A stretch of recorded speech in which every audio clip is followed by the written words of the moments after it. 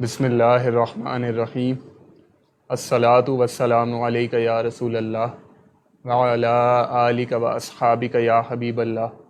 ناظرین و سامعین، السلام علیکم ورحمۃ اللہ وبرکاتہ۔ ایک مرتبہ پھر پیش خدمت ہے سوال و جواب کی نشست بعنوان ہم اور آپ علامہ اوکاڑوی کے ساتھ، جس میں آپ اپنے شرعی مسائل کے بارے میں رہنمائی حاصل کر سکیں گے حضرت علامہ مولانا ڈاکٹر کوکب نورانی اوکاڑوی صاحب دامت برکاتہم العالیہ سے۔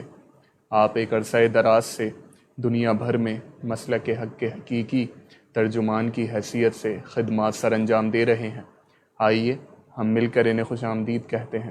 السلام علیکم ورحمۃ اللہ وبرکاتہ۔ وعلیکم السلام، اور تمام ناظرین و سامعین کو بھی السلام علیکم ورحمۃ اللہ وبرکاتہ۔ آپ لوگ اپنے سوالات کامنٹ سیکشن کے ذریعے بھیج سکتے ہیں۔ انشاءاللہ ہماری پوری کوشش رہے گی کہ کم سے کم وقت میں زیادہ سے زیادہ سوالات علامہ صاحب تک پہنچائیں۔ اگر آپ کی آئی ڈی اپنے اصل نام کے ساتھ نہیں تو آپ سوال کے ابتدا میں اپنا نام اور اپنے شہر کا نام لکھ کر بھیج دیجئے۔ انشاءاللہ سوالات شامل کر لیے جائیں گے۔ اسی دوران کہ آپ کے فیس بک لائیو اسٹریم پر آپ کے سوالات آنا شروع ہوں، واٹس ایپ اور پیج ان باکس کے ذریعے جو ہفتہ بھر میں سوالات موصول ہوئے انشاءاللہ ان سے آغاز کریں گے۔ زبیر آوان صاحب کا سوال: شادی کے لیے جمع کیے گئے پیسے پر کیا حج فرض ہوگا؟ بسم اللہ والحمد للہ والصلاۃ والسلام علی رسول اللہ۔ بنی الاسلام علی خمس، اسلام کی بنیاد 5 پر ہے، 5 ستون، 5 پلرز۔ پہلا، گواہی دینا اللہ تعالیٰ کی، رسول پاک کی، نبیوں کی، فرشتوں کی، جو ایمان مفصل میں آپ پڑھتے۔ دوسرا نماز، تیسرا زکوٰۃ، چوتھا روزہ، اور 5واں حج۔ زکوٰۃ اور حج ہر شخص پر نہیں، زکوٰۃ صرف صاحب نصاب پر ہے، یعنی اس کے پاس اپنی بنیادی ضرورتوں کے علاوہ اتنی رقم ہو کہ وہ صاحب نصاب کہلائے، اس پر زکوٰۃ فرض ہے۔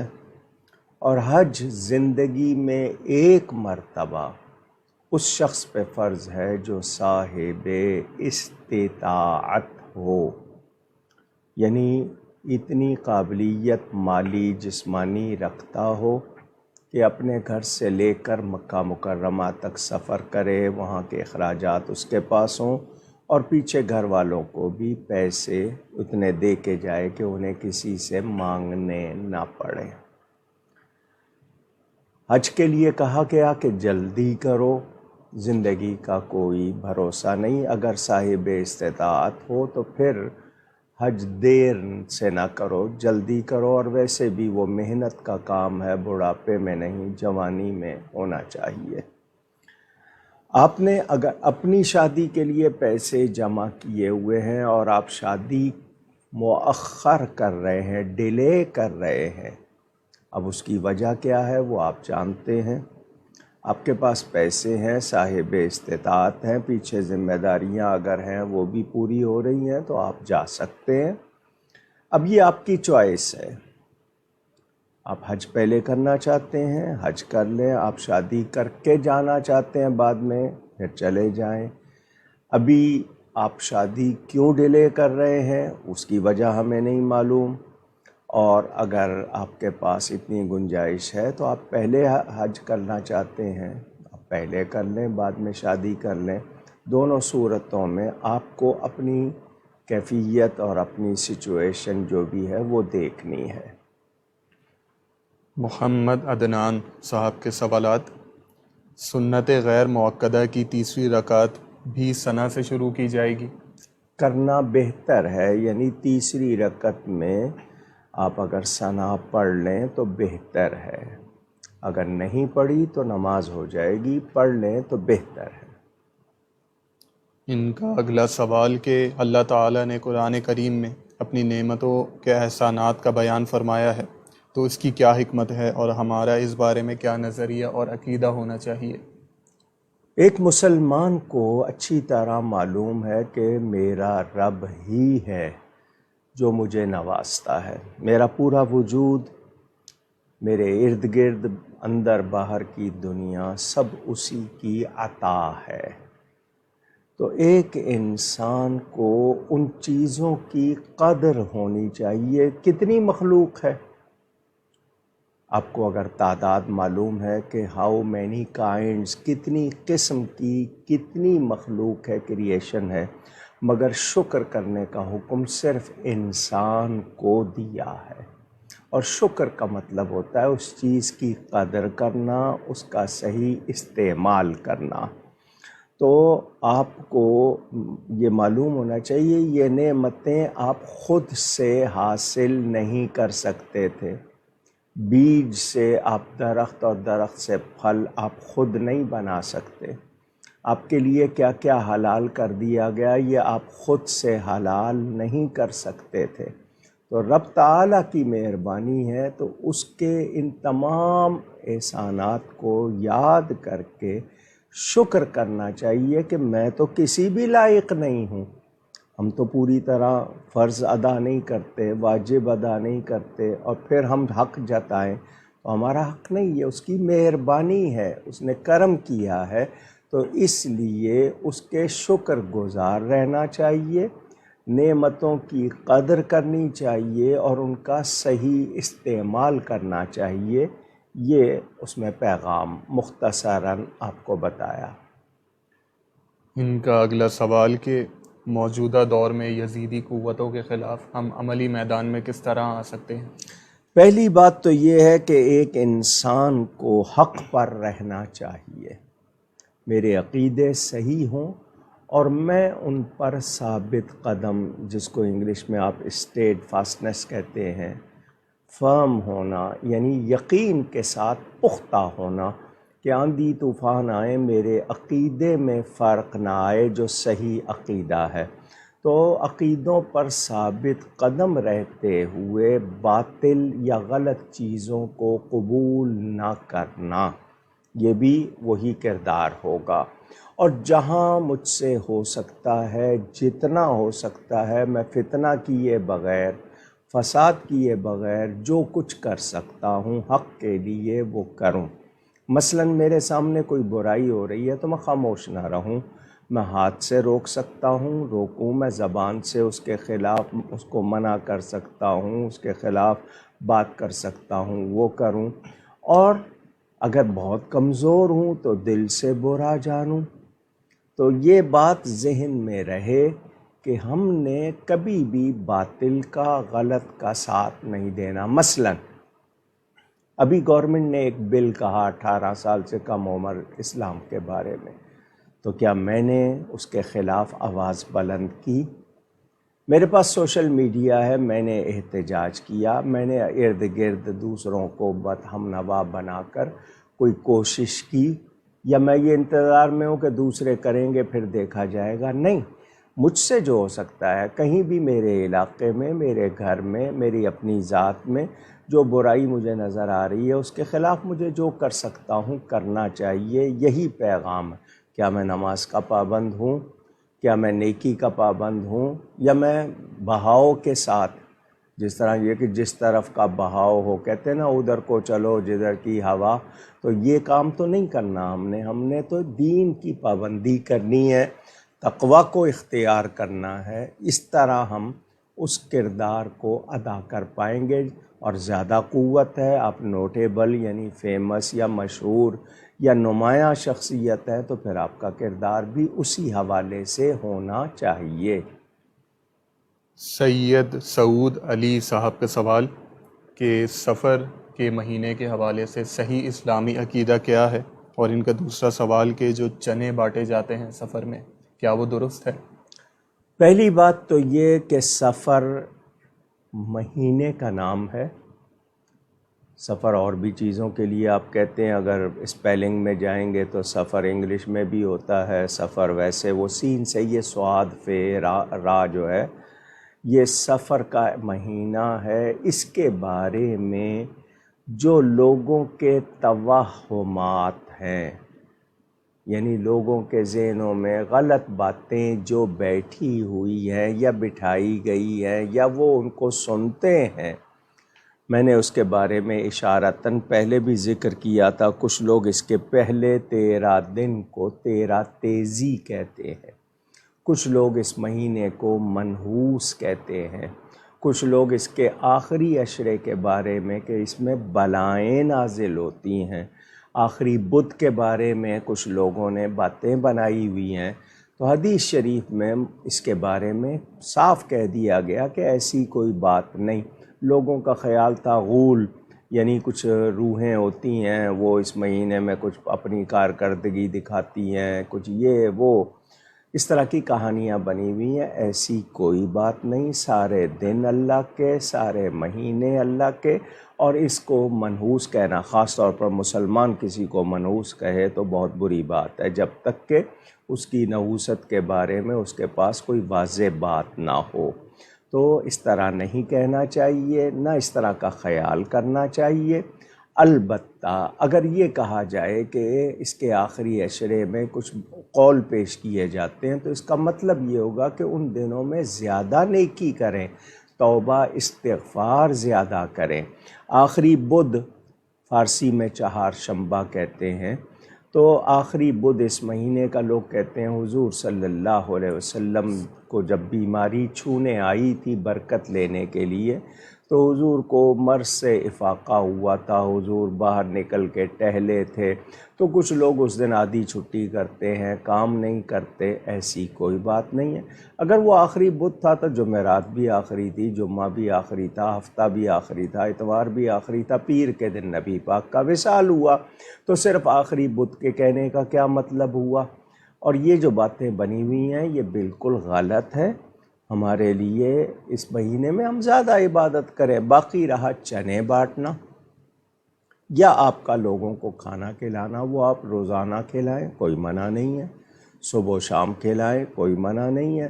لیکن اس مہینے کی نسبت سے کوئی خاص خیال کر کے آپ کرتے ہیں کہ نہیں اس میں یہ چیز لازمی ہے، تو ایسی بات نہیں ہے. ہاں، آپ اللہ کی راہ میں دینا چاہتے ہیں غریبوں کو یا بھوکوں کو کھلانا چاہتے ہیں، اس میں کوئی منع نہیں ہے. وہ جب چاہیں آپ کھلائیں. لیکن کچھ لوگ مچھلیوں کے لیے گولیاں بنا کے لے جائیں یا چیلوں کووں کے لیے کوئی خاص، ایسا کوئی خاص نہیں ہے. اس مہینے کے حوالے سے ذہن میں رہے ہم ایصال ثواب کرتے رہتے ہیں، صدقات کرتے رہتے ہیں، اور وہ جب بھی چاہیں آپ کریں. لیکن یہ سوچ کے کہ نہیں اس مہینے کے فلاں دن میں یہ کرنا ضروری ہے، تو ایسی بات نہیں. ہاں، جن دنوں کے لیے ہے اس میں مثلاً عاشورے میں کرنا ہے ہم نے، یا عید میلاد النبی پر ہم نے خوشی کرتے ہوئے روزہ رکھنا ہے، لوگوں کو کھلانا پلانا ہے، نیکی کرنا ہے، وہ بات ہے. مگر اس مہینے کے حوالے سے کوئی غلط خیال کر کے ایسی کوئی بات نہیں ہے، نہ ہی اس کو آپ اپنے ذہن میں جگہ دیں. اگلا حصہ کیا تھا سوال کا؟ کہ چنے بانٹنے کے. چنے بانٹنے کا ہو گیا، اور تو کوئی بات نہیں تھی نا؟ نہیں اور جی. اگلا سوال سیالکوٹ سے نور محمد صاحب کا. کیا ہم یہ کہہ سکتے ہیں کہ جنت میں صرف اہل سنت و جماعت ہی جائیں گے اور باقی سب جہنم میں جائیں گے، جبکہ معترضین یہ کہتے ہیں کہ 1 صدی قبل بریلوی روئے زمین پر موجود بھی نہ تھے؟ جس نے یہ سوال کیا ہے میں اس بھائی سے پوچھنا چاہوں گا کہ ہم بریلوی کا مطلب کیا ہے؟ یہ نام ہمیں دیا گیا ہے، ہم نے نہیں رکھا. یہ ہمارے مخالفوں نے ہمیں دیا اور یہ رائج ہو گیا. ہم اہل سنت و جماعت ہیں. اور حدیث شریف 2-3 حدیثیں سامنے رکھیں. حضور صلی اللہ علیہ وسلم نے لکیریں کھینچیں، 6 ایک طرف 6 ایک طرف، فرمایا. اور یہ جو کہتے ہیں لکھنا نہیں آتا تھا، یہ الجبرا کا حساب بھی دیکھ لیں. فرمایا بنی اسرائیل میں 71 71 اور 72 سیکٹس فرقے ہوئے. میری امت میں 73 ہوں گے، 73 ہوں گے. کلہم فی النار الا واحدہ، سب جہنمی سوائے ایک کے، یہ حدیث شریف ہے۔ پھر آگے دوسری حدیث میں کہ وہ جو صحیح ہوں گے وہ کون ہوں گے؟ فرمایا ما انا علیہ و اصحابی، وہ میرے اور میرے صحابہ کے طریقے پر ہوں گے۔ پھر اسی کو سواد اعظم کہا، اسی کے لیے جماعت کا لفظ۔ تو یہ فرقہ ناجیہ، نجات پانے والا فرقہ، تو جو صحیح العقیدہ اہل سنت ہوگا بلا شبہ وہی جائے گا۔ اور یہ اہل سنت کا لقب صحابہ سے اب تک چلا آ رہا ہے۔ اردو اور انگلش میں میرے آرٹیکل موجود ہیں کہ اہل سنت کون ہیں، آپ کو میرے پیج پہ دوسری جگہوں پہ مل جائیں گے، پرنٹڈ بھی ہیں۔ تو حضور صلی اللہ علیہ وسلم نے فرما دیا اب اہل سنت صحیح عقیدے والے وہی جنت میں جائیں گے۔ بریلوی نہ کسی فرقے کا نام ہے، نہ کسی جماعت کا نام ہے، نہ کسی عقیدے کا نام ہے، نہ کسی فرقے کا نام ہے۔ یہ آج اہل سنت کی صحیح پہچان کا نام ہو گیا ان جگہوں پر جہاں یہ بولا جاتا ہے۔ جہاں نہیں بولا جاتا ان کو بھی اب معلوم ہو گیا ہے۔ تو اعلیٰ حضرت فاضل بریلوی بریلی کے رہنے والے تھے، تو ان کی وجہ سے ہمیں بریلوی کہا جانے لگا۔ انہوں نے ہم کو کوئی نیا عقیدہ نہیں دیا، بلکہ ہمارے عقیدوں کی حفاظت کی اور ہمارے صحیح عقیدوں کی ترجمانی کی۔ ان کی تقریباً 1000 سے زائد کتب، ان میں سے جتنی چھپ کے سامنے آ چکی ہیں وہ سامنے ہیں ان میں۔ اور پھر یہ مخالفوں، میری کتاب آپ پڑھ لیجئے گا دیوبند سے بریلی، دوسری کتاب سفید و سیاہ، اور اس کا انگلش ترجمہ بھی آ گیا سفید و سیاہ، اور یہ دیوبند سے بریلی۔ کئی زبانوں میں ان کے تراجم موجود ہیں، پشتو میں بھی ہیں، بنگالی میں بھی ہیں اور زبانوں میں۔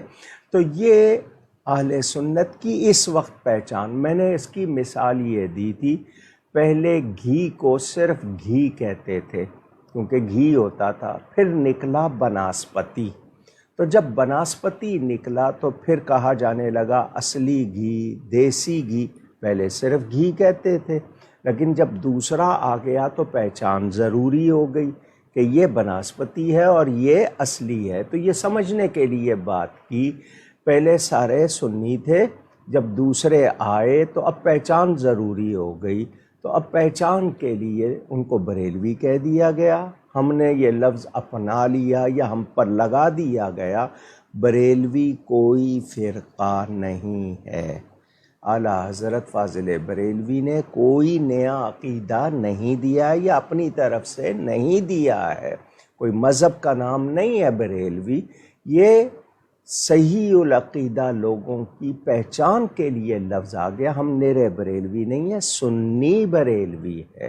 تو یہ واضح ہو جائے۔ باقی رہی یہ بات جو لوگ یہ کہتے ہیں 100 سال پہلے تک یہ نہیں تھے، تو 100 سال 150 سال پہلے تک یہ لوگ کہاں تھے؟ اگر آپ اہل حدیث کی بات کریں، جن کو ان کا یہ جو ٹائٹل ہے یہ انگلش گورنمنٹ سے منظور کروایا، میری کتاب حقائق پڑھ لیجئے، میں نے اس میں انہی کی کتابوں سے کہ انہوں نے کب یہ کا نام منظور کروایا، یا دوسرے جتنے ہیں پرانے نام، خوارج، روافظ، جبریہ تھے، قدریہ تھے، معتزلہ تھے، جہمیہ تھے، جتنے بھی، تو اہل سنت کا لفظ تو صحابہ سے چلا آ رہا ہے۔ اور حضرت سیدنا امام زین العابدین رضی اللہ تعالیٰ عنہ کی روایت موجود ہے کہ اس وقت انہوں نے فرمایا کہ اہل سنت کی نشانی کیا ہے کہ وہ کثرت سے درود و سلام پڑھتے ہیں۔ یہ اس وقت کا یہ بیان ہوا ہے۔ القول البدی میں بھی آپ امام سخاوی نے اس کو نقل کیا ہے، اور فضائل درود میں مخالفوں نے بھی اس حدیث کو نقل کیا ہے۔ تو ذہن میں رہے، یہ بریلوی کے لفظ سے اگر کہا جائے کوئی فرقہ تو ایسا نہیں ہے، صحیح العقیدہ اہل سنت، اور مدار نجات صحیح عقائد ہیں۔ گناہگار کو صحیح عقائد پر اگر ہوگا تو سزا یا بغیر سزا کے بخشش ملے گی، جس کے عقائد بلیو صحیح نہیں ہوں گے بھلے کتنے عمل ہوں، اس کے لیے کوئی نجات کا سامان نہیں ہوگا۔ تو اپنے عقیدے صحیح رکھیں، یہ اہل سنت و جماعت یہ صحیح العقیدہ مسلک کے لیے ہے، اور آج اس کو آپ بریلوی کہہ لیں، مسلک اعلیٰ حضرت کہہ لیں، اس کے کئی نام لوگ لے لیتے ہیں، فرقہ ناجیہ اس کے لیے بیان موجود ہے، تو میں نے اس کا کچھ حوالہ آپ کو دیا۔ سیالکوٹ سے فیصل ایڈوکیٹ صاحب کا سوال، ایک منظم سازش کے تحت جو افکار روافض کی ترویج ہمارے اسٹیج سے کی جا رہی ہے، آپ کے نزدیک اس کا کیا حل ہے؟ پہلے مجھے وہ بتائیں کہ کون کون سے افکار ہیں۔ مصیبت یہ ہے کہ ذکر اہل بیت کیا جائے تو لوگ رافضی کہہ دیتے ہیں، نہ کریں تو ناصبی کہہ دیتے ہیں، خارجی کہہ دیتے ہیں۔ یہ کس بات پر؟ اگر کوئی رافضیوں والی باتیں جو اہل سنت میں نہ ہوں اور وہ کر رہے ہوں، تب تو بہت غلط بات ہے، بالکل نہیں ہونی چاہیے۔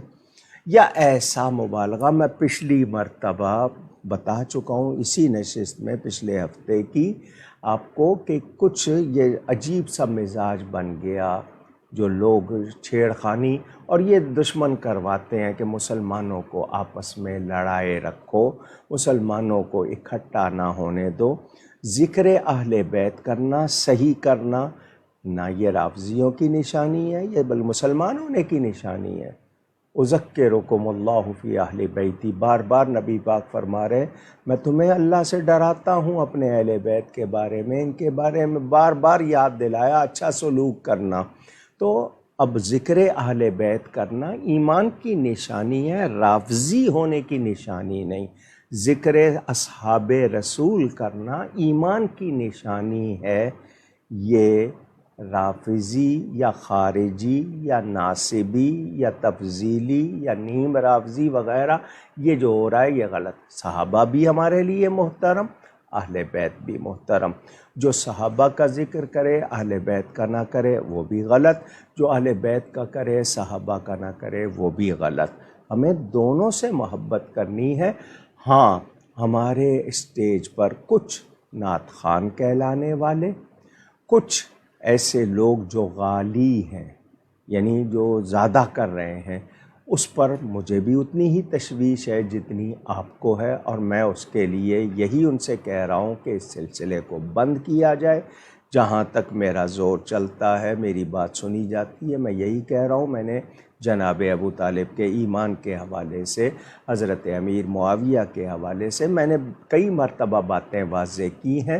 تو جو روافض کی باتیں ہیں، جو وہ کہتے ہیں، ان کی تو ہمارے پاس کوئی گنجائش نہیں، مگر ذکر اہل بیت کرنے کو اگر آپ روافض کہہ رہے ہیں تو یہ غلط ہے۔ ان کا ذکر کرنا رافضی ہونے کی نشانی نہیں ہے۔ تو یہ میں نے مختصراً بتایا۔ اب اگر کوئی خاص باتیں کوئی آپ ذکر کریں تو میں ان کا جواب دے دوں، لیکن میں سچ کہہ رہا ہوں کہ کچھ جگہ پر واقعی غلط ہو رہا ہے، اور ہم اس کی کسی طرح بھی حمایت یا تائید نہیں کر سکتے، بلکہ اس پہ پریشان ہیں، اور یہی اپیل کرتے ہیں کہ رحم کریں، امت کو نہ لڑوائیں، صحیح عقیدوں پر قائم رہیں۔ انڈیا سے سمیر خان صاحب کا سوال کہ یہاں انڈیا میں دیوالی پر اسپیشل ڈسکاؤنٹ آتا ہے تو لیپ ٹاپس وغیرہ پر ڈسکاؤنٹ ملتا ہے، تو کیا اب میں کسی غیر مسلم کے تہوار پر لگنے والے ڈسکاؤنٹ سے فائدہ اٹھا سکتا ہوں بحیثیت مسلم؟ انہوں نے مانگا، انہوں نے ڈسکاؤنٹ مانگا نہیں۔ اب یورپ چلے جائیں تو وہاں کرسمس کے ٹائم پر سیل لگتی ہے، تو وہاں سے مال لیتے ہیں یا نہیں لیتے؟ تو آپ نے خود نہیں مانگا، وہ انہوں نے دیا ہے، وہ آپ ان کے مذہب کی رعایت نہیں کر رہے۔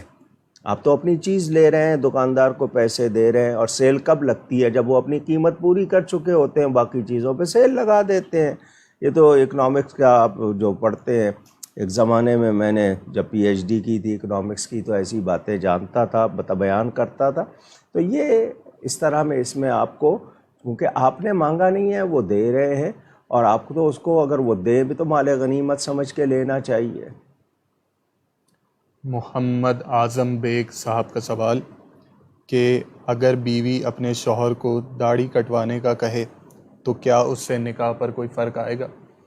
جی، اس کے داڑھی کٹوانے، کہتے ہیں نا لا طاعۃ لمخلوق فی معصیت الخالق، اللہ کی نافرمانی میں کسی کی بات نہیں مانی جائے گی۔ اللہ تعالیٰ اور اس کے رسول کے خلاف جو حکم دے رہے ہیں وہ بات نہیں مانی جائے گی۔ اور قرآن میں بھی واضح، ماں باپ کے لیے، آپ تو بیوی کے لیے کہہ رہے ہیں، وہاں بھی فلا تطعہما، یعنی ان کی وہ پیروی نہیں کی جائے گی، کہنا نہیں مانا جائے گا جو شریعت کے خلاف ہوگا۔ تو اس بیوی کو اگر اس کی داڑھی ناپسند ہے تو وہ توبہ کرے، اور یہ اللہ کا حکم، نبی پاک صلی اللہ علیہ وسلم کی سنت ہے۔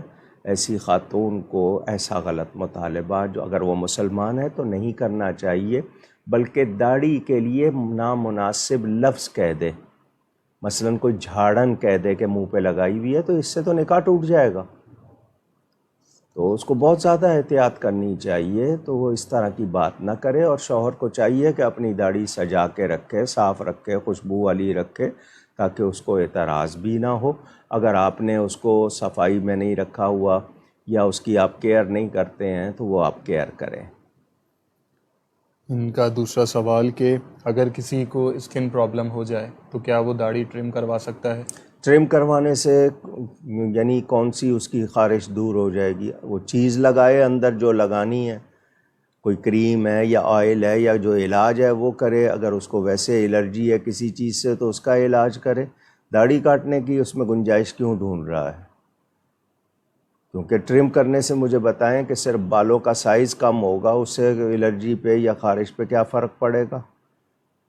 میں نہیں سمجھتا، لیکن اس کو کوئی دوا کرنی ہے وہ کرے، لیکن اس طرح کی راستے نہ ڈھونڈیں تو بہتر ہے، کیونکہ اس میں نافرمانی آئے گی، اور لازمی بات ہے اس سے کوئی شفا کا تصور رکھنا غلط کام کر کے، یہ مسلمان کا کام نہیں ہے۔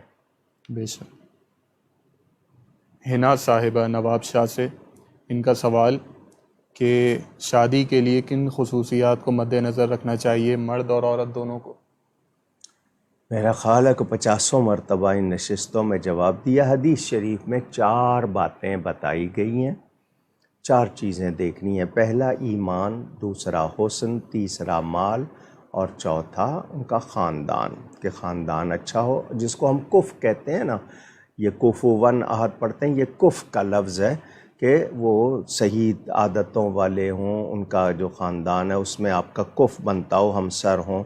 وہ غلط عادتوں والے، جس کو ہمارے ہاں نیچ خاندان کہہ دیتے ہیں، غلط عادتیں ہوتی ہیں، خاندان نیچ نہیں ہوتا، لیکن وہ نہ ہو۔ سب سے زیادہ ترجیح ایمان کو دیں۔ حسن دیکھ سکتے ہیں ہم، مال دیکھ سکتے ہیں، خاندان دیکھیں، تو آپ کوشش کریں کہ بہت زیادہ چوزی نہ بنے۔ مثلا آپ دلہن چاہتے ہیں جی حور ہو، آپ خود کیا ہیں؟ ذرا آئینے میں اپنی شکل بھی دیکھ لیجئے گا، اس کا بھی تو تقاضا ہو سکتا ہے کہ مجھے کوئی شہزادہ ملے۔ تو ہم لوگ غلط تقاضے نہ کریں، نیکی دیکھیں آپ، نیکی ہو، یعنی خاندان سے مراد نیک ہونا، ایمان والے ہوں، حسن اور مال دیکھ سکتے ہیں آپ۔ تو کوشش کریں کہ جو نیک بیوی آئے تاکہ آپ کے گھر کے ماحول میں اچھائی آئے۔ اسی طرح وہ بھی کہ ایسا شوہر جو اس کے ساتھ دین میں مددگار ہو، اس کا دین بڑھے، کیونکہ دنیا کے مال جمع کرنے میں سب سے اچھی چیز بیوی بتائی گئی، نیک بیوی۔ تو نیک بیوی ہو، نیک شوہر ہو، آگے بچے اچھے ہوں گے، ان کی تربیت صحیح ہوگی۔ لیکن ہمارے ہاں اب بہت سی چیزیں بدل گئی ہیں جس کے اثرات ہمارے معاشرے پہ آ رہے ہیں۔ اس معاملے میں لڑکوں کو بھی لڑکیوں کو بھی وہی باتیں پیش نظر رکھنی چاہیے جو دین نے بتائی ہے، ورنہ کتنی طلاقیں ہو رہی ہیں، کتنی بدسلوکی ہو رہی ہے۔ سوچیں، ہم دین سے دور ہوں گے تو ہمارے ماحول میں خوشیاں نہیں ہوں گی، برکت نہیں ہوگی۔ محمد حمزہ صاحب کا سوال کہ میری سوسائٹی میں ایک ہی مسجد ہے اور اس کے امام بد مذہب ہیں۔ ہم سنی ہیں لیکن میرے والدین کہتے ہیں کہ اسی مسجد میں نماز پڑھو، دور نہیں جانا۔ میری عمر 17 سال ہے، اب مجھے کیا کرنا چاہیے؟ آپ خود جماعت کرا لیا کریں، بالغ ہو گئے نا، اب جماعت کرا لیا کریں۔ لیکن یہ کہ بدعقیدہ کو یہ کہنا کہ پیچھے اس امام کے، جبکہ پتہ بھی ہے کہ اس کا عقیدہ درست نہیں ہے، تو اس کی اپنی نماز نہیں ہو رہی تو اس کے پیچھے کسی کی کب ہوگی؟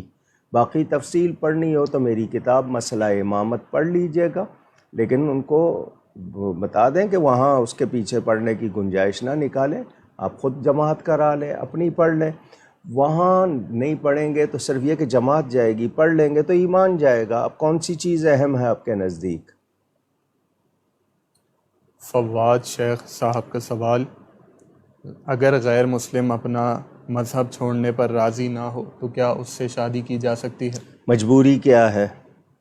مسلمان لڑکیاں یا مسلمان لڑکے ختم ہو گئے؟ پوچھنا یہ چاہتا ہوں کہ آپ غیر مذہب میں کیوں شادی کرنا چاہتے ہیں؟ اگر وہ اہل کتاب ہے نکاح جائز ہوگا، لیکن یہ کہ بہتر نہیں ہوگا۔ آپ کے بچوں کے رشتہ دار پھر کون ہوں گے؟ ننیال کون ہوں گے؟ نہ ادھر کے نہ ادھر کے۔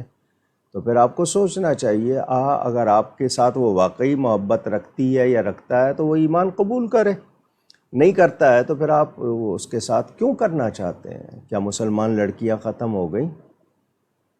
پوچھنا یہ ہے۔ لیکن آپ اگر دل ہارے ہوئے ہیں تو پھر آپ اس کو مسلمان کریں، ورنہ اپنی عاقبت کیوں خراب کر رہے ہیں؟ لاہور سے خضر صاحب کا سوال کہ کیا استغفار پڑھنا چاہیے یا استغفر اللہ؟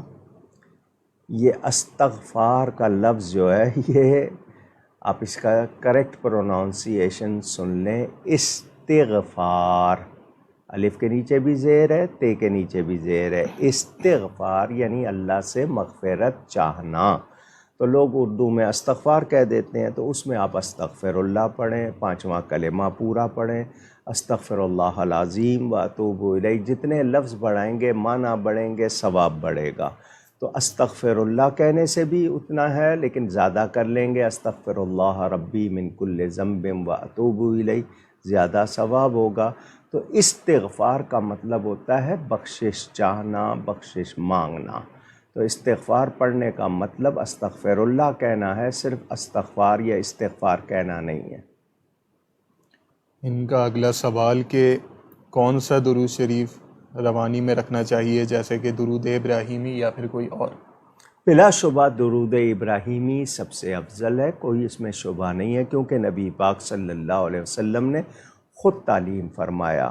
مگر جو آیت اتری ہے اس میں درود و سلام دونوں کا حکم ہے۔ نماز میں چونکہ ہم پہلے سلام کر چکے ہوتے ہیں، السلام علیکہ ایہا النبی ورحمۃ اللہ وبرکاتہ، تو سلام ہو چکا۔ اب درود تو حضور سے پوچھا صحابہ نے، سلام تو ہمیں معلوم ہو گیا، درود بتا دیجئے۔ تو یہ صرف درود ہے، جبکہ آیت میں درود و سلام دونوں کا حکم ہے۔ تو اگر آپ درود ابراہیمی ہی پڑھنا چاہتے ہیں تو نماز سے باہر جب اس کو پڑھیں تو اللہم صلی وسلم کہہ کے پڑھیں، تاکہ درود کے ساتھ سلام کا لفظ بھی آ جائے۔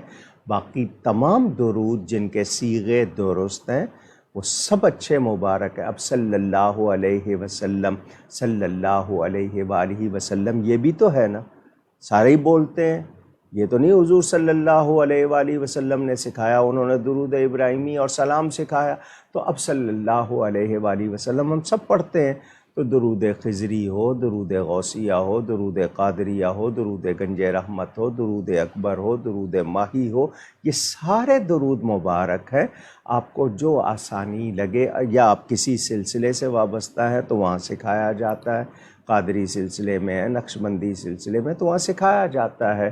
تو جو بھی محبت سے پڑھیں گے تو درود شریف اکیلا نہ ہو، اس میں سلام بھی ہو۔ ان کا اگلا سوال قضا نماز کے حوالے سے، اور اسی طرح کا سوال محمد خاقان حیدر صاحب کا بھی، کہ قضا نماز کیسے پوری کریں جبکہ کبھی پڑھی کبھی نہیں پڑھی، اور قضا نماز کا طریقہ کیا ہوگا؟ اور محمد خاقان حیدر صاحب کا سوال کہ اگر نماز قضا کر کے دوبارہ پڑھنی ہوتی ہے یا نہیں؟ کیا مطلب دوبارہ؟ اگر قضا ہو گئی تو کیا اسے دوبارہ ادا کرنا ہے یا نہیں؟ جتنی نمازیں آپ بالغ ہونے، آپ 15 سال کے اگر آپ ہو گئے، اس کے بعد آپ نے نمازیں چھوڑی ہیں، تو آپ اتنی مدت کی نمازیں، 12 سال کے ویسے کرتے ہیں عمر، تو اتنی نمازیں یاد کریں۔ اور جب بھی نفل پڑھنے لگیں آپ قضا کی نیت کر لیں، کیونکہ نفل ضروری نہیں ہے، لیکن وہ تو آپ پر لازم تھے، جو فرض اور واجب آپ نے نہیں کیے وہ آپ نے قضا کرنے ہیں۔ سہولت یہ دی گئی کہ 4 رکعت والی نماز آپ قضا کر رہے ہیں، جیسے عصر، ظہر یا عشاء کی، تو پہلی 2 رکعتوں میں تو آپ پورا پڑھیں، آخری 2 رکعتیں جو ہیں ان میں سورہ فاتحہ کی جگہ 3 مرتبہ سبحان اللہ کہہ لیں، رکوع سجدے میں 1 مرتبہ تسبیح پڑھ لیں، تو یہ آسانی ہو جائے گی۔ مگر قضا آپ پر رہے اور آپ نہ ادا کریں تو وہ قضا ہی رہیں گی۔ اللہ سے دعا کریں کہ میں نے قضا کی ہے، وہ معاف کر دے میرا قضا کرنا اور قبول فرما لے۔ تو یہ جتنی نمازیں ہماری ہیں ہمیں شمار کر کے ادا کرنی چاہیے، اور نفلوں کی جگہ ہمیشہ قضا کی نیت کر لیا کریں تاکہ قضا جو ہے وہ ادا ہو جائے۔ سمیر احمد صاحب کا سوال، بیوہ کی عدت کے 4 ماہ 10 دن کا حساب ہجری تقویم کے حساب سے لگایا جائے گا؟ 130 دن آسان کر دیا میں نے، آپ نے 130 دن پورے کرنے ہیں، 130 ڈیز، تو وہ 30 کا حساب لگایا ہے، بھلے سے 1 دن کم ہے، آپ کو 130 دن پورے کرنے ہیں، یعنی آج وفات ہوئی ہے، اب کل کا جو دن ہوگا وہ پہلا دن ہوگا، تو آپ نے 130 دن پورے کرنے ہیں۔ کاشف قادری صاحب کا سوال کہ میری بیوی میری اطاعت کرنے کے بجائے اکثر اپنی والدہ کی اطاعت کرتی ہے ایسے معاملے میں جس میں ہمارے درمیان نزاع کی سی کیفیت بن جاتی ہے، تو اب آپ مجھے بتائیے میں اس صورتحال سے کس طرح نپٹوں، اور اگر کوئی دعا ہو تو وہ بھی بتا دیجیے۔ جی، آپ دونوں کو دین کی معلومات حاصل ہونی چاہیے۔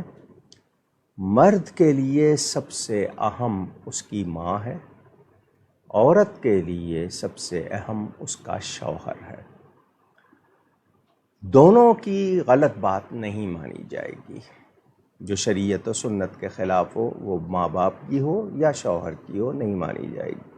باقی رہی بات دنیاوی معاملات لین دین، تو جب عورت بیاہ کر آ گئی شوہر کے پاس تو شوہر کی بات، ایسا معاملہ جس کے ساتھ رہتی ہے اس سے وہ نزاع کی کیفیت، جھگڑے کی کیفیت نہ کرے، اپنا گھر بسانے کے لیے شوہر کی اطاعت کرے۔ ہاں، ایسی کوئی بات ہے جس میں شوہر کا موقف، اسٹینڈ پوائنٹ یا اس کی بات غلط ہے، اس بات میں اس سے نیگوسیشن کی جائے، آرام سے بات کی جائے، اس کو منوایا جائے، لیکن شریعت کے خلاف بات نہیں مانی جائے گی۔ اور گھر بسانے کے لیے ضروری ہے، میں ماؤں سے کہہ رہا ہوں، وہ تمام جو ساسیں ہیں یا مائیں ہیں، اپنے بچوں کو بیاہتے وقت یہ کہیں کہ جس گھر جا رہے ہو اس گھر کے ہو جاؤ، ماں باپ کا رشتہ برقرار رہے گا، ان کے ساتھ تعلق پیار رہے گا، مگر اپنے گھر کو گھر بنائیں۔ ہاں، ماں باپ کی اہمیت ہے، اس میں کوئی شبہ نہیں، ان سے ملنے آنا ہے، اگر ان کی خدمت کی ضرورت ہے وہ کرنی ہے، لیکن اپنے گھر کو فراموش نہیں کر دینا، اس کا بھی خیال رکھنا ہے۔ تو یہ جو جھگڑے، اور پھر یہ کہ آج کل چونکہ ٹیلی فون فری ہے، واٹس ایپ فری ہے، ایک زمانے میں جناب وہ اسکائپ لگا کر جناب باقاعدہ فل ٹائم کچن میں بھی یہ، تو بیٹیاں جو اس طرح فل ٹائم اپنے ماں باپ سے گھنٹوں باتیں کریں یا گھر والوں سے، اور شوہر بچوں کے ساتھ نہ ہوں، تو پھر یہ چیز آپ کو پتہ ہے کیا نتیجے نکلتے ہیں۔ اسی طرح جب کوئی معاملہ آ جائے تو آپ کے گھر کا ہے تو اس گھر کے مسئلے کو دیکھیں، دوسروں کو اس میں انوالو کرنے کا مطلب، تو کوشش کریں گھرداری رہے۔ ہاں، مسئلے کی نوعیت سمجھنی ہے، نوعیت کیا ہے اس کے مطابق بات ہوگی۔ اب وہ شوہر اور ماں کا جو مسئلہ آتا ہے، کیا جھگڑا ہے اس کی نوعیت نہیں معلوم، تو ماؤں کو بھی چاہیے کہ بچوں کے گھر کو بسنے دیں، اور خود بچوں کو بھی چاہیے اپنے گھر کو اہمیت دیں۔ ہاں، جہاں بہن بھائیوں کا حق ہے، ماں باپ کا حق ہے، اس سے انکار نہیں ہے، لیکن پیار ہو، دوستی پیار ہوگا تو سب کو آسانی ہوگی۔ انٹرفیئرنس ہوگا، دخل اندازی ہوگی جو نامعقول ہو، ایک ہوتی ہے معقول، نامعقول ہوگی تو پھر جھگڑے ہی ہوں گے۔ اللہ تعالی ہدایت دے، کوشش کریں، اور آپس میں یا ودودو اللہ کا نام ہے، کثرت سے پڑھیں اس نیت سے کہ آپس میں محبت رہے۔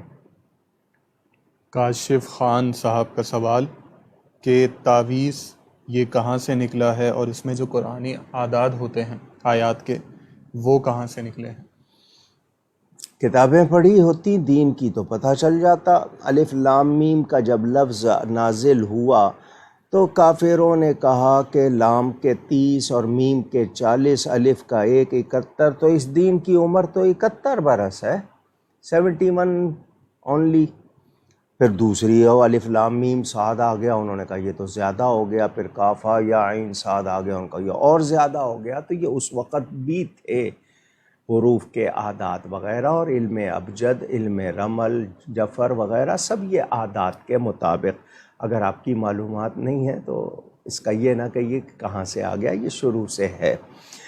رہی بات اس پر یہ کہ تعویذ، یہ اعوذ آپ پڑھتے ہیں، تعوذ یہ اسی سے نکلا ہے، یعنی پناہ لینا۔ تو تعویذ کے ذریعے اللہ کی پناہ میں آتے ہیں۔ نبی پاک صلی اللہ علیہ وسلم نے اپنے شہزادوں حسنین کریمین کے لیے تعویذ کیا، حدیثوں میں ذکر موجود ہے۔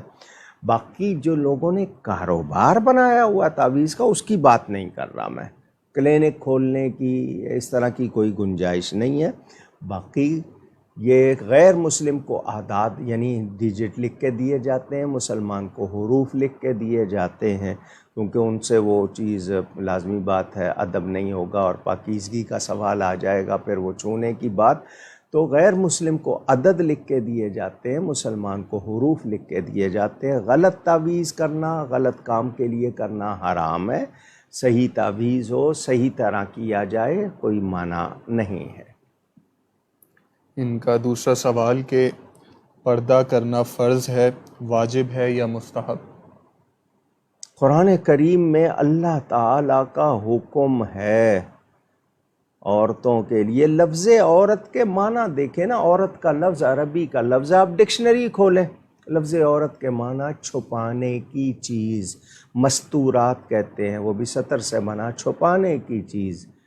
تو یہ عورت کی عزت کے لیے ہے کہ اسے کوئی میلی نظر سے نہ دیکھے۔ عورت کو اپنے جسم کی ساخت، چونکہ اللہ نے اس میں فرق رکھا ہے مرد کے مقابلے میں، وہ جو ساخت ہے وہ نمایاں نہ کرے، دوسروں کو شہوت نہ ہو۔ عورت ایسی خوشبو لگا کے نہ نکلے کہ دوسرے اس کی طرف لپکیں یا للچائیں۔ تو یہ عورت کی حفاظت کے لیے، عزت کے لیے۔ تو مسلمان عورتیں بھی جاتی تھیں باہر، تو لڑکے ہوٹنگ کرتے تھے جیسے آج کرتے ہیں، اس زمانے میں بھی لڑکے تھے وہ ہوٹنگ کرتے تھے۔ تو شکایت کی گئی ان کی، تو انہوں نے کہا ہمیں نہیں پتہ چلتا کون مسلمان ہے کون نہیں، مسلمان عورتیں اپنا کوئی فرق اختیار کر لیں تاکہ ہم ان کو نہیں چھیڑیں گے پھر ہم۔ تو اللہ کی طرف سے حکم آیا جب یہ نکلے کسی ضرورت کے لیے تو چادر اوڑھیں اور گھونگھٹ نکالیں، یعنی پورا چہرہ، ٹکیا جو ہے پوری نظر نہ آئے، وہ یعنی آنکھیں کھلی ہیں یا آدھا چہرہ ڈھکا ہو، پوری بناوٹ نہ نظر آئے، چادر اوڑھ لیں تاکہ فلا یؤذین، تاکہ ستائی نہ جائیں۔ تو یہ اللہ کا حکم ہے۔ اور آج میں لبرلز اور دوسروں سے کہوں گا، وہ کہتے ہیں جی عورت کو آزادی ملنی چاہیے۔ تو کہ آزادی عورت کو نہیں آپ دینا چاہتے، آپ عورت کو حاصل کرنے کی آزادی چاہتے ہیں کہ جس عورت پہ چاہیں آپ آزاد ہوں، آپ اس پر یلغار کر سکیں۔ سیدھی سی بات کر رہا ہوں۔ ورنہ جو عورتیں برقع پہننا چاہتی ہیں، حجاب نقاب کرنا چاہتی ہیں، تو ان کو آزادی کیوں نہیں دے رہے آپ؟ اگر واقعی آزادی کی بات ہے تو ان کو، اچھا نن، راہبہ، وہ پورا ڈھکے، وہ مقدس لباس ہے، اور مسلمان عورت کو کہتے ہیں پابندی ہے۔ تو آپ عورت کو آزادی خود نہیں دے رہے، وہ اگر پاکیزہ رہنا چاہتی ہے، باحیا رہنا چاہتی ہے، تو آپ آزادی نہیں دے رہے۔ اور عورت کو پالنے کی ذمہ داری آپ کی ہے کہ آپ اسے کھلائیں پلائیں رکھیں، آپ اس سے کام کروانا چاہتے ہیں۔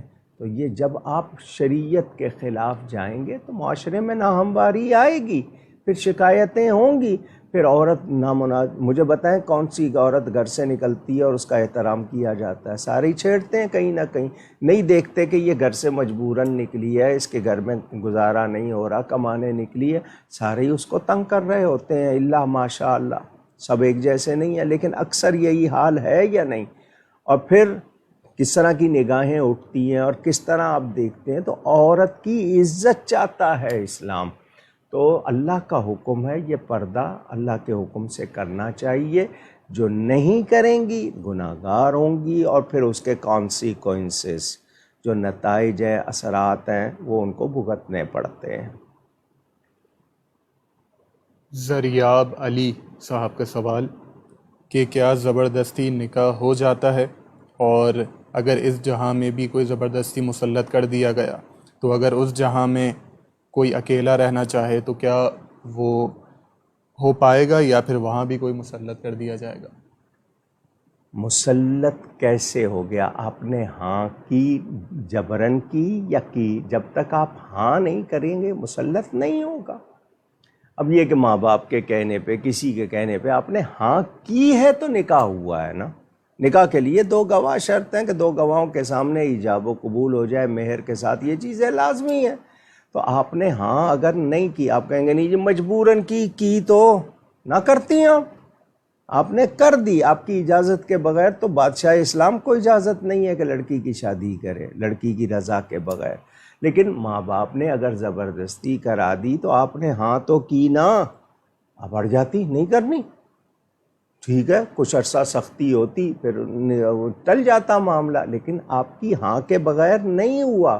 اب یہ ہے کہ جی آپ کا ہو گیا، وہ اگر آپ سے اچھا سلوک کر رہا ہے تو پھر آپ کیوں ناخوش ہیں؟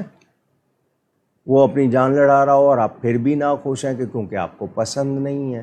تو اللہ سے ڈرتے ہوئے کہ اللہ نے اگر میرے اس کے ساتھ بنایا میں رہ لوں، اب صبر کر لیں گے. آپ کو وہاں چوائس مل سکتی ہے. اگر ناجائز سلوک ہوا ہے نا دنیا میں کسی مرد کے ساتھ یا عورت کے ساتھ، تو ان کو وہاں چوائس مل جائے گی، مسلط نہیں ہوگا آپ پہ کوئی.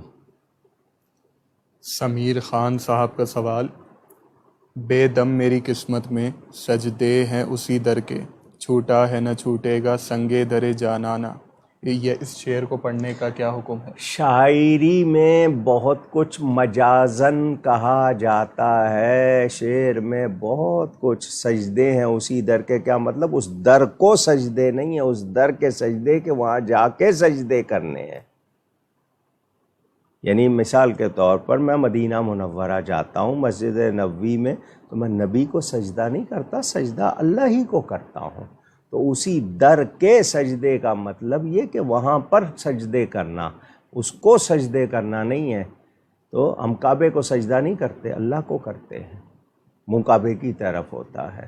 تو ذہن میں رہے. اور شاعری میں مجازن بہت کچھ کہا جاتا ہے، پھر تشبیب ہوتی ہے، تجنیس ہوتی ہے. آپ کو شاعری کی قسمیں نہیں معلوم، بہت کچھ. وہ جو میر نے کہہ دیا تھا نا، سخت کافر تھا جس نے پہلے میر مذہب عشق اختیار کیا، کوئی ایسا شعر ہے. اب کافر کا لفظ سے مراد وہ کافر نہیں ہے جس کو آپ کافر کہتے ہیں. یہاں پر کوئی سخت جان جو ماننے والا نہ ہو اور مان جائے، تو یعنی ایسے اس کے لیے کہہ دیتے ہیں. تو ظالم کہہ دیتے ہیں پیار میں. آپ آئی ہیٹ یو کہتے ہیں لیکن پیار سے کہتے ہیں. ایک نفرت سے کہا جاتا ہے، ایک پیار سے کہا جاتا ہے، دونوں میں فرق ہے. تو شاعری میں اس طرح نہیں ہے. بہرحال اگر آپ نے یہ مراد اس سے لی ہے کہ اس در کو سجدے، تو اللہ کے سوا کسی کو سجدہ نہیں، کسی در کو نہیں، اللہ کو. ہم کعبے کو بھی سجدہ نہیں کرتے، اللہ کو کرتے ہیں. بے شک. لاہور سے سلمہ طارق صاحبہ کا سوال ان سے ایک بات پوچھیے گا جنہوں نے سجدے کی بات کی ہے، حضرت آدم علیہ السلام کو سجدہ تھا یا حضرت آدم علیہ السلام کی طرف سجدہ تھا؟ اگر اللہ حکم دے دے آدم کو سجدہ کرو، تو پھر اللہ کے حکم سے ان کو سجدہ ہوا یا نہیں ہوا، تو سمجھنا چاہیے. سلمہ طارق صاحبہ کا سوال لاہور سے قریشی کن لوگوں کو کہا جاتا ہے؟ اس کی تفصیلاً وضاحت فرما دیجئے، کیونکہ ہمارے یہاں عرف میں میراثیوں اور قصائیوں کو قریشی کہتے ہیں. یہ آپ کے ہاں عرف جو بھی ہو گیا ہو، لیکن قریش ایک قبیلہ ہے، عرب سے چلا آ رہا ہے، ان کو قریشی کہا جاتا ہے. اب یہاں انصاری جلاحوں کو کہہ دیں، قریشی قصائیوں کو کہہ دیں، تو آپ نے اگر صرف اس کے لیے قریشی وہ ہے اور خاندانی طور پر وہ قریشی نہیں ہے، آپ کے عرف میں قریشی ہیں، اس کی میں بات نہیں کر رہا. لیکن قریش قبیلہ اور سورہ قریش موجود ہے، لیلاف قریش قرآن میں، ان کی شان میں تو پوری ایک سورت نازل ہوئی ہے، اور اس کی تفسیر میں آپ کو قریش کی پوری تفصیل مل جائے گی. لیکن یہ عرف میں اگر بنا لیا ہے اور وہ قریشی نہیں ہے، ان کو کسی وجہ سے قریشی کہہ دیا گیا، میں اس کا ذمہ دار نہیں ہوں، اس پہ میری کوئی بات نہیں ہے۔ لیکن آپ نے جو پوچھا، قریش قبیلہ ہے چلا آ رہا ہے، جو اصلی قریشی ہے وہ اس خاندان کے افراد کو کہتے ہیں، ہاشمی ہیں، قریشی ہیں، اسی طرح کتنے اور نام ہیں اس زمانے کے جو اب آج تک چلے آ رہے ہیں، لوگ ابھی تک اپنے ساتھ وہ لگا لیتے ہیں کہیں نہ کہیں۔ تو جس طرح شیخ کہلاتے ہیں، اب شیخ ویسے تو لفظ شاہ کی مثال لے لیں، ہندو بھی شاہ ہوتے ہیں، ہمارے ہاں پنجاب میں سیدوں کو شاہ کہا جاتا ہے، حالانکہ ہندو بھی شاہ ہوتے ہیں، کوئی مالدار بہت نمایاں شخص ہوتا تھا اس کو شاہ کہتے تھے، آج تک ان کے ہاں یہ سر نیم چلتا ہے۔ تو اگر عرف میں کسی کا آ گیا ہے وہ اور بات ہے، حقیقی معنوں میں جس کا ہے وہ خاندانی شمار ہوگا۔ اگلا سوال عائشہ معروف صاحبہ کا کہ میں نے کچھ سنی علماء کو سنا، وہ یہ تاثر دیتے ہیں اپنی تقاریر میں کہ صحیح العقیدہ ہونا کوئی فخر کی بات نہیں، عمل دیکھے جائیں گے، تو اس بارے میں آپ کیا فرمائیں گے؟ گو کہ ہم گناہ گار صحیح مگر الحمدللہ صحیح العقیدہ ہیں، اور اپنی نبی پاک صلی اللہ علیہ وسلم سے وابستگی پر ہمیں فخر کرنا چاہیے یا نہیں؟ آپ نے سنی علماء کا لفظ بول کر مجھے الجھن میں ڈال دیا۔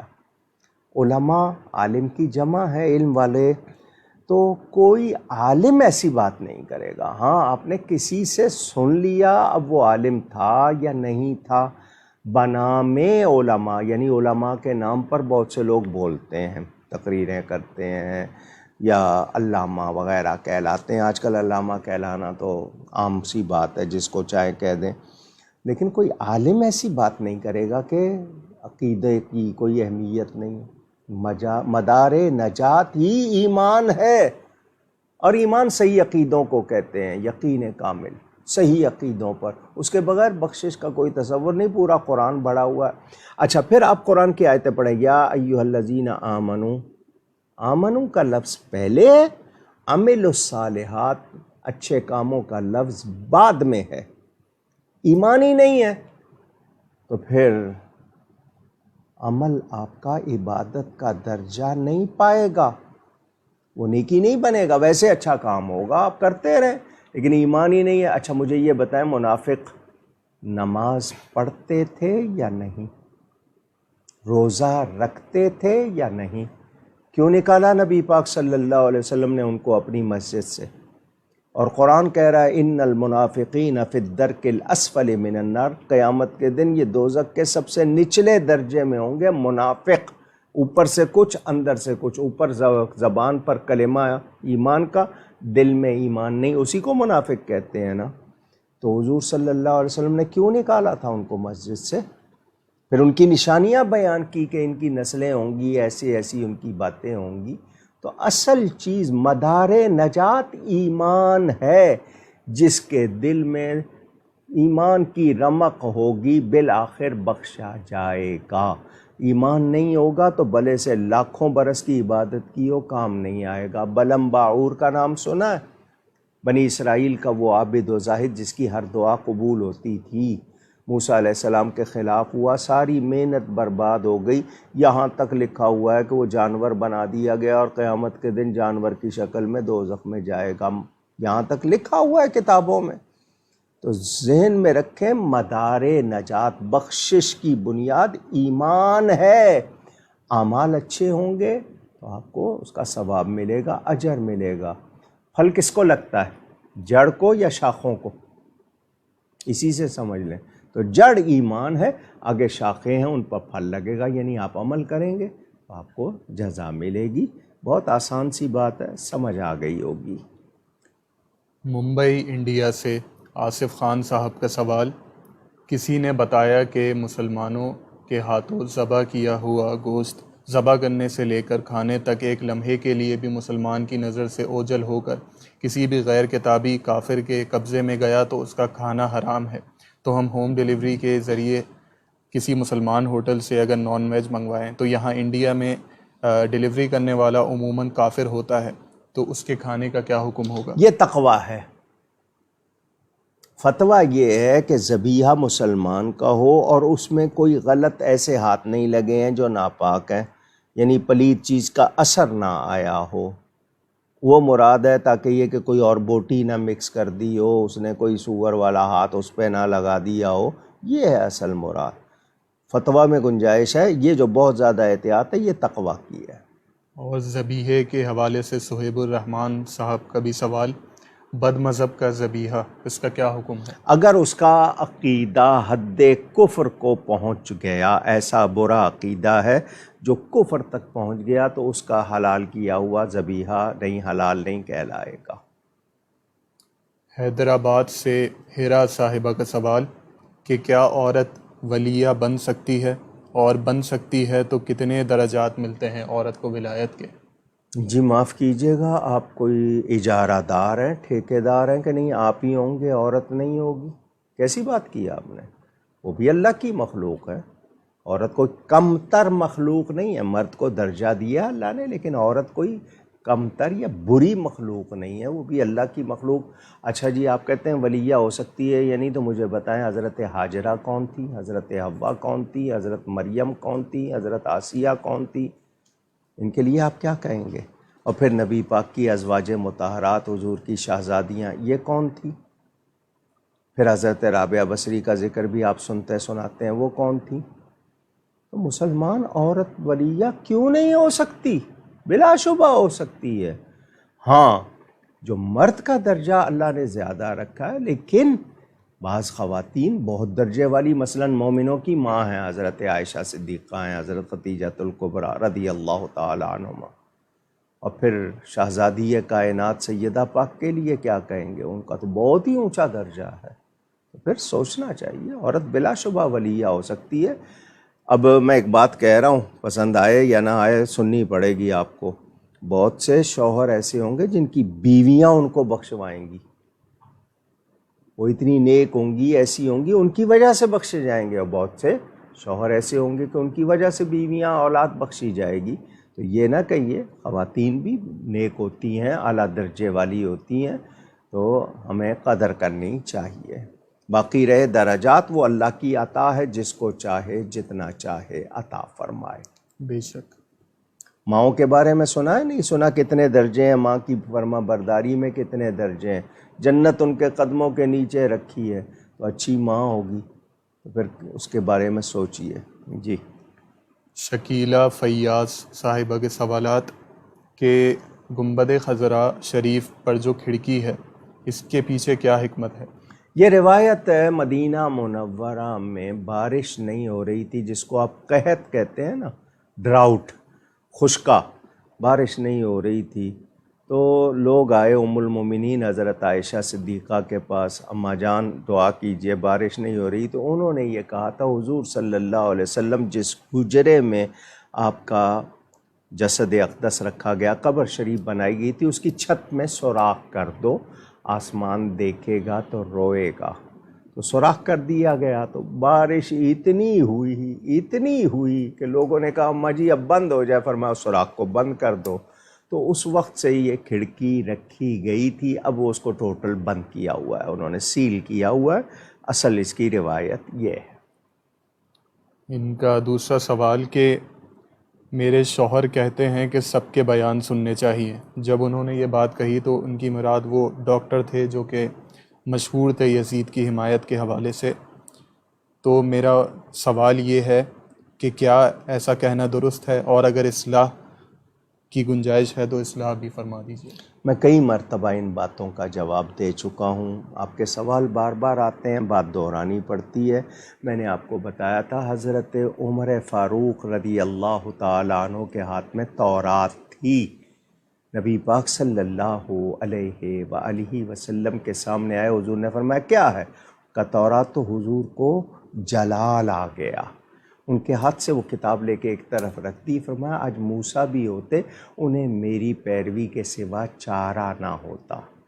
اب تورات آسمانی کتاب ہے، حالانکہ وہ صحیح نسخہ نہیں تھا، محرف، یعنی اس میں تبدیلی ہو چکی تھی، مگر تھا تو حضور نے ان کو منع کر دیا۔ ہم کیا چیز ہیں؟ اگر ہر ایک کو سننا ہے تو آپ کے پاس اتنا علم ہے کہ آپ فرق کر سکیں، آپ جان سکیں کہ کہاں کون ڈنڈی مار رہا ہے، کہاں ترجمہ غلط کر رہا ہے۔ اور جس ڈاکٹر کو سننے کی آپ بات کرتے ہیں، میں اس کی ایک بات سناؤں آپ کو۔ کسی نے اس سے پوچھا کہ رب المشرقین و رب المغربین قرآن میں آیا ہے کہ مشرقوں کا رب، تو 2 مشرق سے مراد، اس نے کہا ایک رائٹ کارنر ایک لیفٹ کارنر۔ تو اگلی آیت میں مشارق آیا ہے اور جمع 3 سے زیادہ پر ہوتی، 3 یا 3 سے زیادہ پر۔ اب وہ کیا کہے گا؟ یہ تو حال ہے اس کے علم کا۔ پھر اس نے نبی پاک کے لیے معاذ اللہ یہ لفظ کہے کہ سنت سادھو کیا محمد کچھ نہیں کر سکتے، معاذ اللہ۔ یزید کا وہ حامی، اور اس کو آپ نے دیکھ لیا کیا کچھ اس نے کیا ہے۔ ہم نے تو اسے کہا نا، آئے سامنے عربی پڑھے، عبارت پہ زیر زبر نہیں ہوتے، صحیح عربی پڑھے، اس کی ترکیب کرے، اس کا ترجمہ کرے تو اس کو عالم مان لے۔ کتنی مرتبہ تو میں نے آن لائن چیلنج کیا، کوئی آیا نہیں، ای میل بھیجا تو جواب نہیں ملا۔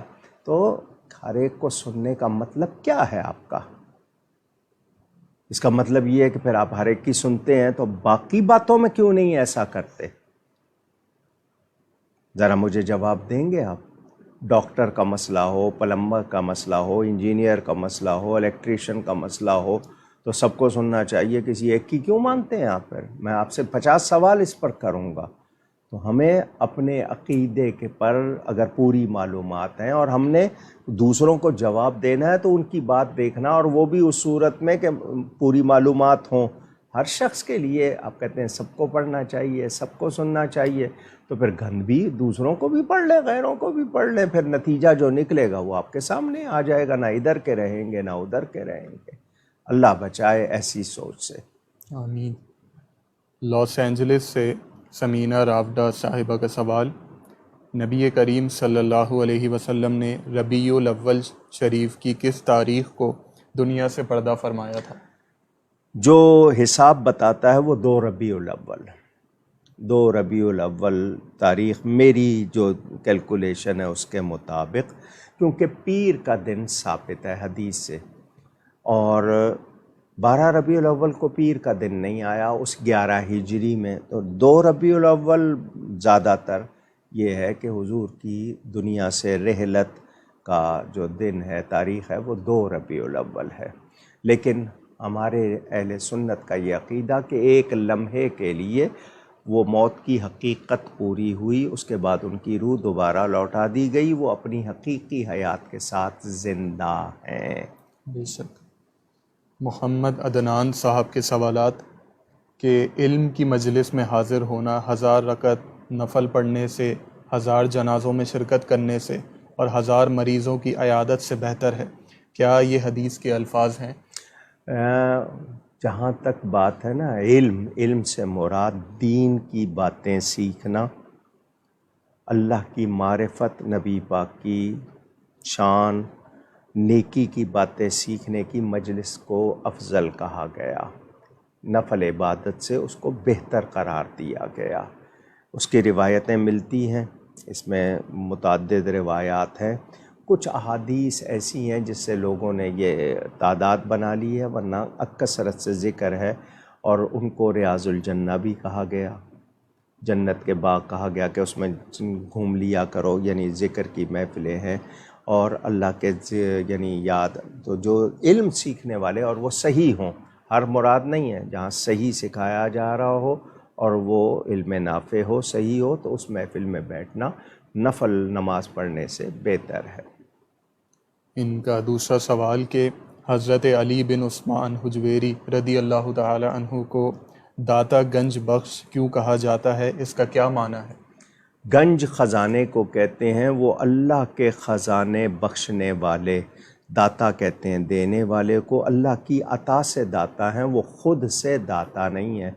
تو یہ اللہ تعالیٰ نے ان کو یہ شان عطا کی ہے کہ وہ اس بر صغیر بر عظیم میں آئے تھے، 978 سال پہلے ان کی وفات ہوئی، 465 ہجری ان کی تاریخ وفات بتائی جاتی ہے۔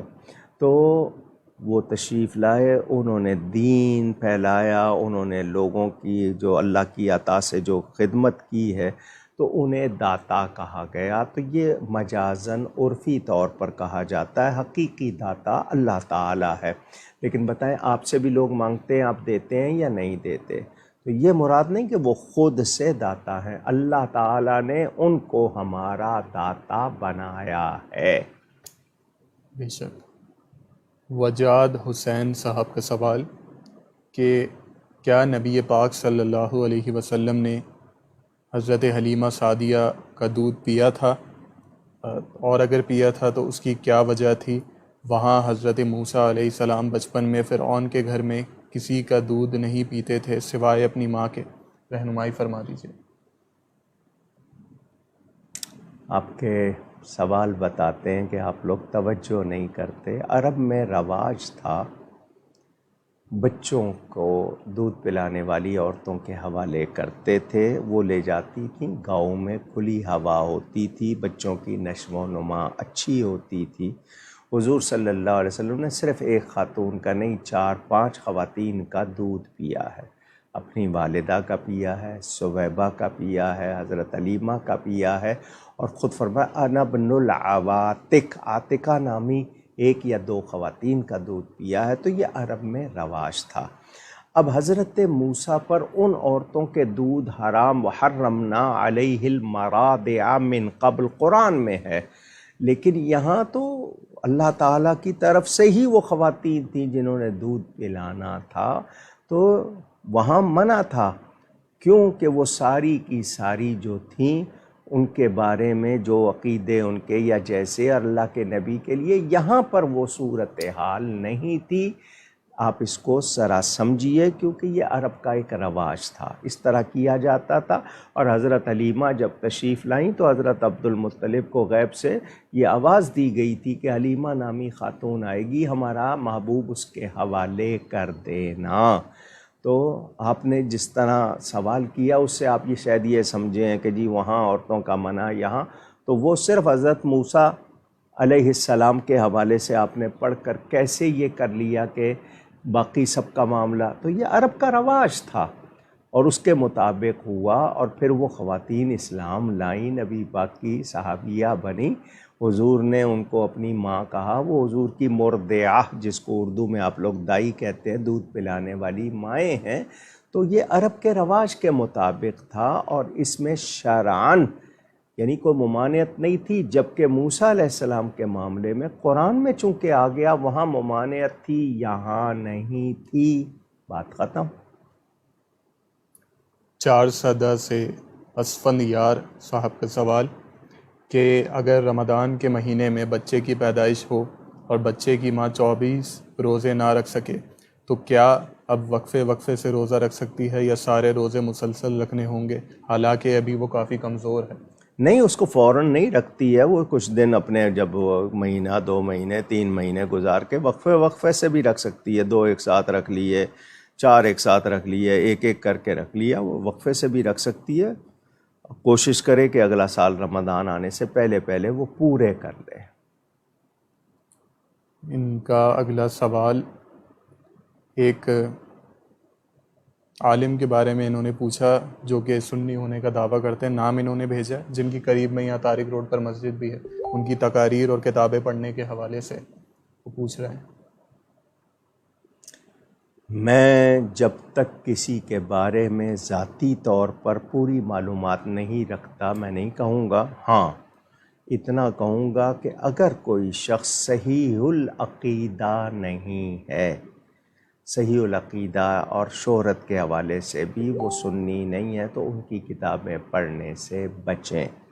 اگر ان کے بارے میں یقین ہے کہ وہ واقعی صحیح العقیدہ ہے اور کتابوں میں کوئی غلط بات نہیں ہے، پھر کوئی بات نہیں، میں نہیں روکوں گا، لیکن پہلے یہ تسلی ہونی چاہیے۔ کویت سے آصف فاروقی صاحب کا سوال، احرام پہ اگر ناپاکی لگ جائے تو کیسے پاک کریں؟ جی کیوں لگی ہے اس کو دھو لیں فوراً، اتنا حصہ وہ جتنا حصہ ناپاکی لگی ہے اس کو دھو لیں۔ اگر زیادہ لگ گئی ہے تو آپ اس پورے کپڑے کو بدل لیں۔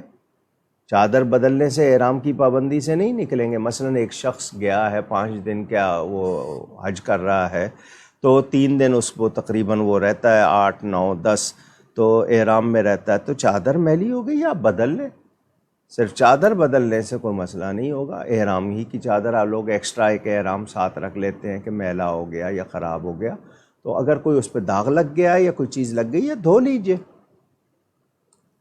بنگلور سے محمد اکرام شریف صاحب کا سوال کہ حضرت خواجہ غریب نواز، حضرت قطب الدین بختیار کاکی، حضرت نظام الدین اولیاء، حضرت داتا علی حجویری، حضرت بابا فرید الدین گنج شکر، کیا ان کے پیر و مرشد تھے، اور اگر تھے تو کون تھے؟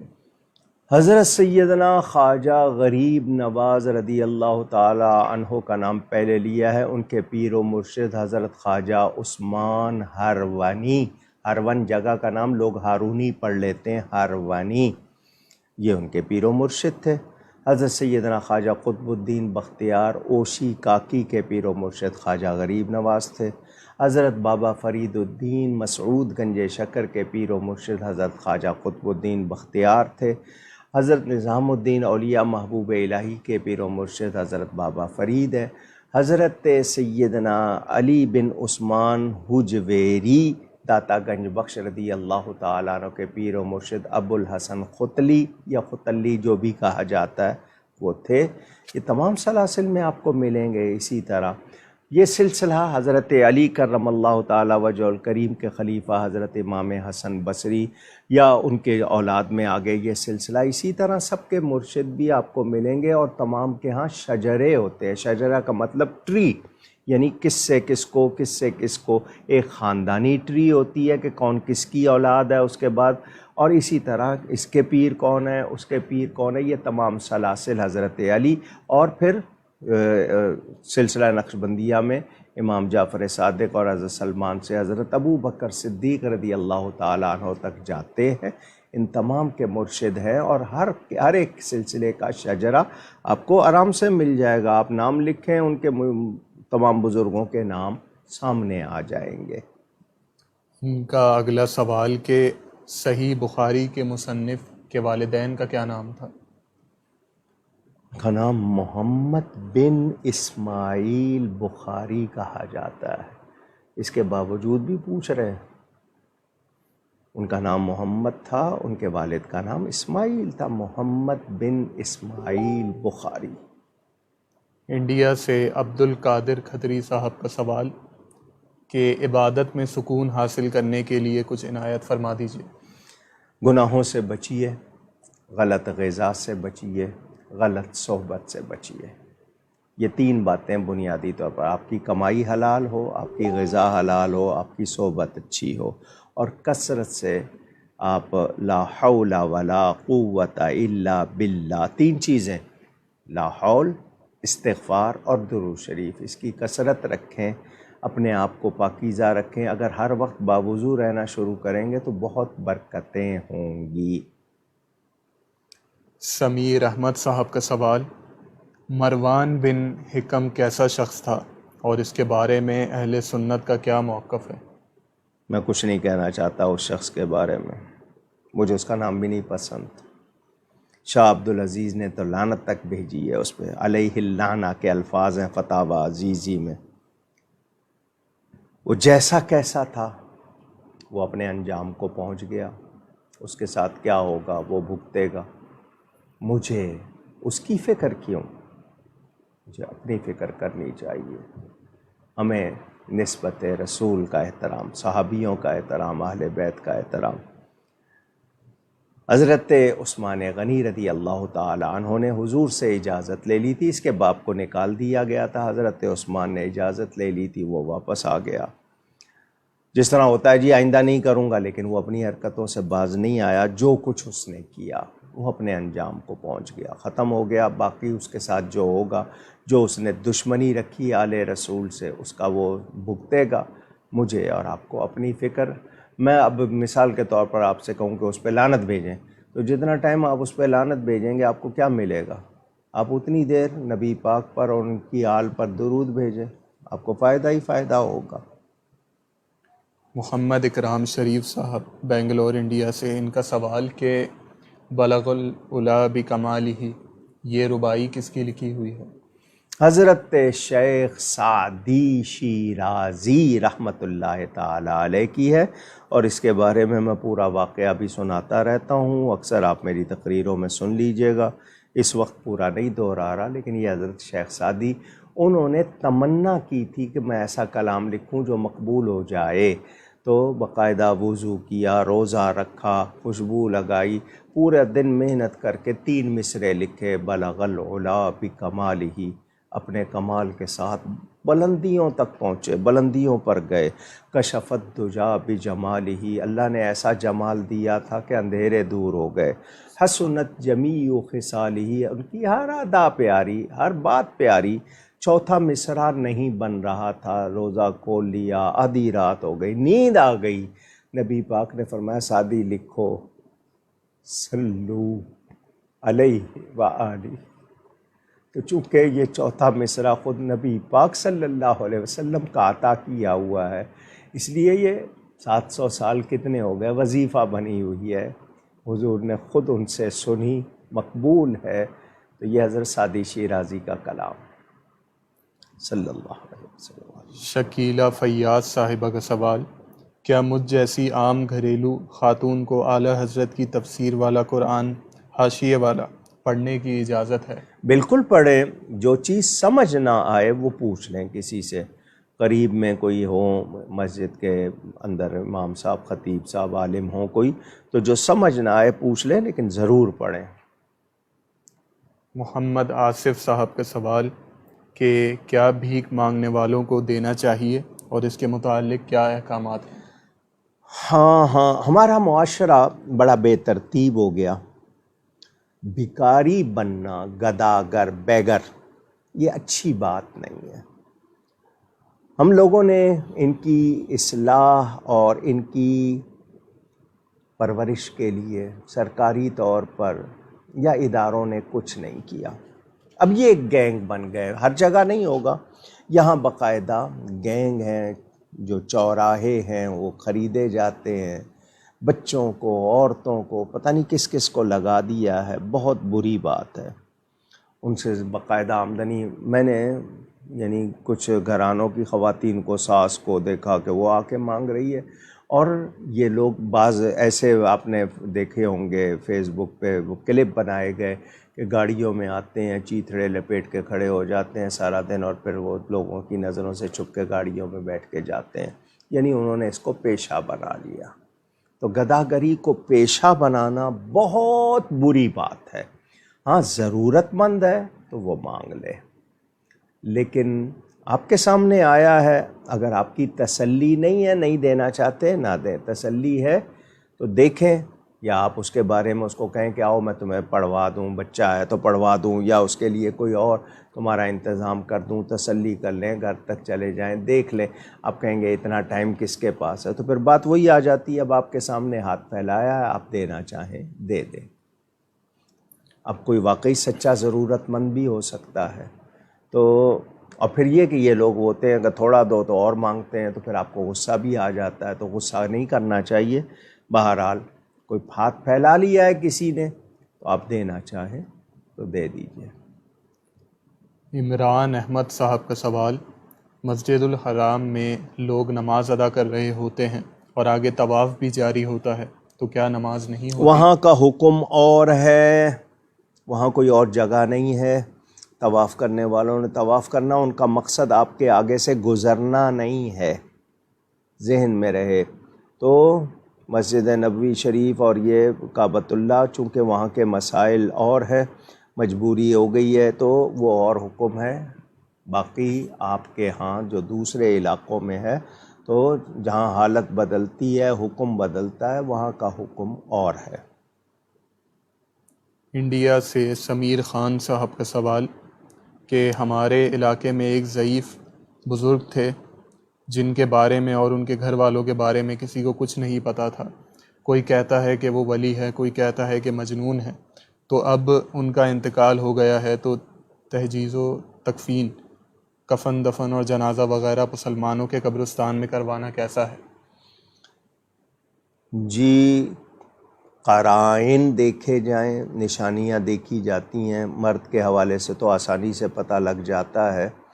اب یہ کہ آپ کہہ رہے ہیں ضعیف کمزور کو کہتے ہیں بزرگ، ٹھیک ہے جی، بڑی عمر کے اگر تھے بالفرض، اور پھر آپ کو اتنا عرصہ معلوم نہیں ہو سکا ان کی عادات کیا تھیں، کہ کیا کرتے تھے، اگر مجذوب تھے، ہوش میں نہیں تھے، اور آپ کو شبہ ہے کہ نہیں جی وہ مسلمان نہیں تھے، اور قرائن کا مطلب ہوتا ہے ارد گرد جو اتنی چیزیں ہوں ان سے کچھ اندازہ، تو اگر نہیں ہیں تو آپ ان کو دفنا دیں، ویسے اللہ کے سپرد کر دیں، اور اگر قرائن سے پتہ چل جائے مسلمان ہیں تو پھر جنازہ بھی پڑھیں، کفن بھی دیں، اور پھر مسلمانوں کے قبرستان میں بھی دفنائیں۔ تاہم اس کے لیے اس علاقے کے لوگ جو زیادہ، اور جنہوں نے دیکھا اور ان کو جس کو زیادہ معلومات، ان سے بات کر کے آپ اندازہ لگائیں، فیصلہ کریں، اور جو جسمانی ساخت میں جو چیزیں ہوتی ہیں وہ بھی اگر پتہ لگ جائے تو دیکھ لیں، اور اگر بالکل تسلی نہیں ہے تو آپ کہیں بھی دفنا دیں، اللہ کے سپرد کرتے ہیں۔ لیکن شرط یہی ہے کہ اگر کوئی چیز ظاہر ہو گئی ہے اور واقعی ظاہر ہوئی ہے کہ مسلمان نہیں، تو پھر مسلمانوں کے قبرستان میں نہیں دفنایا جائے گا۔ محبہ ماکدہ صاحبہ کے سوالات، یہ آج کے آخری 2 سوال ہیں۔ انشاءاللہ جو سوالات رہ جائیں گے وہ اگلی نشست میں ابتدا میں لے لیے جائیں گے۔ آپ لوگ اپنے سوالات اسی لائیو اسٹریم کے کامنٹ سیکشن میں لکھ سکتے ہیں۔ اگر لائیو اسٹریم ختم ہو جائے تب بھی اگلی نشست سے پہلے اپنے نام اور اپنے شہر کے ساتھ لکھ کر کامنٹ سیکشن میں لکھ دیجئے۔ سوالات شامل کر لیے جائیں گے آپ کے، یا پھر پیج ان باکس اور واٹس ایپ کے ذریعے بھی آپ ہفتہ بھر میں اپنے سوالات میرے پاس جمع کروا سکتے ہیں۔ تو انشاءاللہ سوالات شامل کر لیے جائیں گے، لیکن اپنے نام اور اپنے شہر کا نام لکھنا نہ بھولیے گا۔ محبہ ماکدہ صاحبہ کا پہلا سوال کہ کیا گناہ کے کفارے کے طور پر ہم کسی کی مالی مدد کر سکتے ہیں، یا مال کے علاوہ کوئی اور بھی چیز ہو تو وہ بتا دیجیے۔ جس گناہ کا کفارہ غریبوں کو کھانا کھلانا یا کپڑے دینا ہے تو اس میں آپ مدد کر سکتے ہیں، مستحق ہونا شرط ہے، کر سکتے ہیں۔ آج کل واٹس ایپ پر ختم شریف کے گروپس بنتے ہیں جن میں ایڈمن کہتا ہے کہ فلاں چیزیں پڑھو، تو ہم پڑھ کر تمام چیزیں وہ پڑھ کر گروپ کے ایڈمن کو ملک کر دیتے ہیں، تو کیا یہ طریقہ درست ہے؟ ہو سکتا ہے، لوگ ہوتا ہے نا، مثال کے طور پر کوشش ہوتی ہے، اور وہ خوشی سے پڑھیں، زبردستی نہ پڑھوایا جائے، اس میں کوئی رقم کی شرط نہیں ہے کہ جی اتنے پیسے دیں گے، خوشی سے اگر کوئی، سب نے یہ کہا ہوا ہے کہ ہم لوگ مل کے پڑھیں گے، تو خوشی سے اس طرح ہو سکتا ہے، زبردستی نہیں کروا سکتے کہ جی آپ یہ کر سکتے ہیں بتا دیں، تو اس طرح مل کے جمع کر کے آگے پیش کرنا، یہ اس میں کوئی حرج نہیں ہے، لیکن کوئی شرط نہ ہو، یعنی زبردستی نہ ہو، اور کوئی نہیں کہ جی نہیں پڑھیں گے تو یوں آپ کو نکال دیا جائے گا یا کر دیا جائے، جو خوشی سے پڑھیں، بتا دیں کہ جی یہ ہے، آپ کیا اس میں سے کتنا پڑھ لیں گے، یا وہ ان کے ہاں یہ طے ہو چکا کہ نہیں بتایا جائے گا اس طرح اور ہم پڑھیں گے، اگر طے ہو چکا ہے تو وہ محبت سے پڑھتے ہیں نیکی کے طور پر تو پڑھ سکتے ہیں، اس میں منع نہیں ہے۔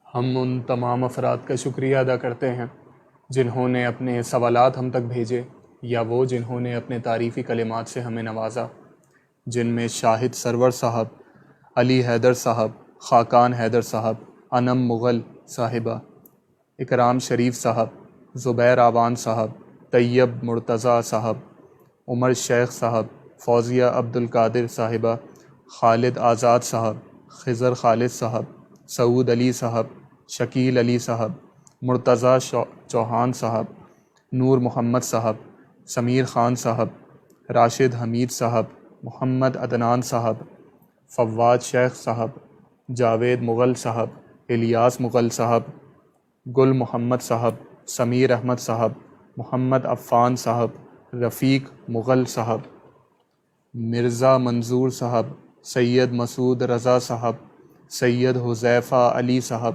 حسان رضا صاحب، محمد قاسم صاحب، زریاب علی صاحب، ہرا صاحبہ، راشد قادری صاحب، ابیہا صاحبہ، سمینہ راوڈہ صاحبہ، نعمان انور صاحب، اعجاز احمد صاحب، فضل رسول، مولانا محمد فضل رسول قادری صاحب، فیصل صاحب، اکرم صاحب، آصف فاروقی صاحب، عبد القادر صاحب، اعظم بیگ صاحب، ملک کامران صاحب، محمد آصف صاحب، محمد حمزہ صاحب، محمد عبداللہ صاحب، شمیم اشرفی صاحب، خضر صاحب، فاروق اجمیری صاحب، کاشف قادری صاحب، ام شہباز صاحبہ، اسلم غزالی صاحب، کاشف خان صاحب، اظہر کامران صاحب، شمیم اقبال صاحب، احتشام علی صاحب، محبہ ماکدہ صاحبہ، سمینہ حمید صاحبہ، سلمہ طارق صاحبہ، عائشہ معروف صاحبہ، آصف خان صاحب، عزیر عالم صاحب، شکیلہ فیاض صاحبہ، عرفان احمد صاحب، عبید رضا صاحب، سمیہ لطیف صاحبہ، حسان خان صاحب، وجاہت حسین صاحب، عارف احمد صاحب، اسفند یار صاحب، زبیر اتاری صاحب، نصیر احمد صاحب اور عمران احمد صاحب، اور جن جن کے نام شامل نہ ہو سکے ہم ان سے معذرت چاہتے ہیں۔ آپ ہمارے لیے دعا کیجیے گا، ہم آپ کے لیے دعا گو رہیں گے۔ پہلی بات تو یہ کہ آپ سے کہا تھا یہ میڈیا ٹیم جو ہے، جس طرح یہ محمد زین صاحب ہیں، عبدالرافع مانی شیخ ہیں، تسنیم صاحب ہیں، سید حسنین صاحب ہیں، ربیع حسین صاحب اور فہد صاحب، یہ لوگ ٹائم دیتے ہیں، آتے ہیں، لیپ ٹاپ اور یہ ڈیوائسز وغیرہ، یہ لائٹ بھی یہ لے کر آئے کہ جی ذرا زیادہ بہتر ہوگی، پریزنٹیشن کو لوگ بہت اہمیت دیتے ہیں۔ 2016 میں اکبر تالیہ صاحب نے یہ کیمرہ لے کر دیا تھا جس سے یہ ریکارڈنگ کرتے ہیں۔ آپ کو پتہ ہے ٹیکنالوجی روز بروز نئی ایڈوانس ہوتی جاتی ہے، پرانی چیزوں کے پرزے بھی نہیں ملتے پھر، تو انہوں نے یہ کہا کہ جی ہمیں نئے کیمرے چاہیے لینزز والے تاکہ ہم زیادہ اچھی پیشکش کر سکیں۔ میں نے آپ سے کہا تھا، ایک دو افراد نے اکاؤنٹ نمبر مانگا کہاں بھیجیں، تو انہوں نے اکاؤنٹ نمبر، عبدالرافع مانی صاحب نے اپنا اکاؤنٹ نمبر اس پر پیش کیا، اس وقت بھی شاید آپ کو اسکرین پر دکھایا جا رہا ہوگا۔ اگر آپ لوگ چاہتے ہیں ان سے تعاون ہو جائے اور اچھی یہ پیشکش ہو، تو انہیں جو رقم چاہیے آپ اس میں حصہ لینا چاہیں تو آپ رقم بھجوا سکتے ہیں۔ اس کی تمام تفصیل یہ آپ کو اسکرین پہ دکھا رہے ہیں۔ اگر آپ ان سے رابطہ کرنا چاہیں تو واٹس ایپ نمبر بھی ان کا آپ کے پاس ہے، جس پہ آپ سوال بھیجتے ہیں، ان باکس میں بھی آپ لکھ سکتے ہیں، تو یہ لوگ آپ سے رابطہ کر لیں گے۔ ایک بات ہو گئی۔ دوسری بات کہا تھا کہ مجھے یورپ میں اور عرب میں ایسے طلباء و طالبات کوئی کہ والد صاحب قبلہ پر ایک عربی میں اور ایک انگلش میں پی ایچ ڈی، اردو میں تو ہو چکی ہے، وہ کروانی ہے، تو کوئی ایسے ہوں جو خود دلچسپی رکھتے ہوں، ہم ان کو تمام معلومات جو مواد چاہیے فراہم کریں گے۔ ایسے کوئی شوق رکھتے ہوں تو ضرور رابطہ کریں۔ تیسری بات، میں نے یہ جمعے میں اعلان کیا تھا، یہ میری کتاب سفید و سیاہ کا انگریزی ترجمہ پاکستان میں پہلی مرتبہ چھپا ہے۔ اس سے پہلے ترجمے جو تھے وہ ساؤتھ افریقہ سے چھپے اور اس کے علاوہ انٹرنیٹ پہ لگائے گئے، لیکن ہارڈ کاپی کتابی شکل میں پاکستان میں یہ پہلی مرتبہ سفید و سیاہ کا ترجمہ، میری وہ کتاب بہت اہم، اس کا یہ ترجمہ انگلش میں آیا ہے۔ یہ آپ کو جامع مسجد گلزار حبیب سے مل سکتا ہے اور آن لائن بھی یہ میرے پیج پر موجود ہے، جو ہارڈ کاپی چاہتے ہوں وہ حاصل کر سکتے ہیں۔ باقی آن لائن آپ کے پاس پی ڈی ایف کی شکل میں میرے فیس بک پیج پہ بھی جو فین پیج ہے اس پہ بھی اویلیبل ہے، اور دوسرے جو جتنا جہاں بھی لوگ کاپی کر لیتے ہیں وہاں آپ کو ملے گا۔ یہ جو لوگ پوچھتے ہیں، بہت سے جھگڑے ہیں، تو دیوبندی وہابیوں کی طرف سے ان کے اعتراضات کے انہی کی کتابوں سے جواب، اور پھر آخری 30-40 صفحے ضرور پڑھیے گا، کچھ ان کے بارے میں ایسی باتیں آپ کو بتائی ہیں جو شاید آپ نہ جانتے ہوں۔ یہ اختلاف کیوں ہے، بنیادی وجہ کیا ہے، حلوے مانڈے کا جھگڑا نہیں، تو یہ انگلش ریڈرز کے لیے یہ ترجمہ آیا ہے۔ اس کے علاوہ میری بہت سی کتابوں کے انگلش تراجم ہو چکے، والد صاحب قبلہ کی کتابوں کے تراجم ہو چکے انگلش میں، تو وہ آپ کے لیے، کیونکہ اب اردو میڈیم پڑھنے والے کم ہو گئے تو انگلش ٹرانسلیشن کرائے گئے آپ کی سہولت کے لیے۔ جناب ہارون تار محمد صاحب، حاجی ہارون تار، ساؤتھ افریقہ کے شہر لیڈی اسمتھ میں بڑے جانے پہچانے ہیں، اہل سنت کے بہت ہی فعال ایکٹیو پرسن ہیں، بلکہ رہنما کہیے، وہ وہاں کے مشہور آدمی ہیں۔ کورونا کے مرض کا شکار ہوئے، اس وقت ہاسپٹل میں ہیں، دعا کیجیے گا اللہ تعالیٰ ان کو، ان کے گھرانے کے افراد کو صحت عطا فرمائے۔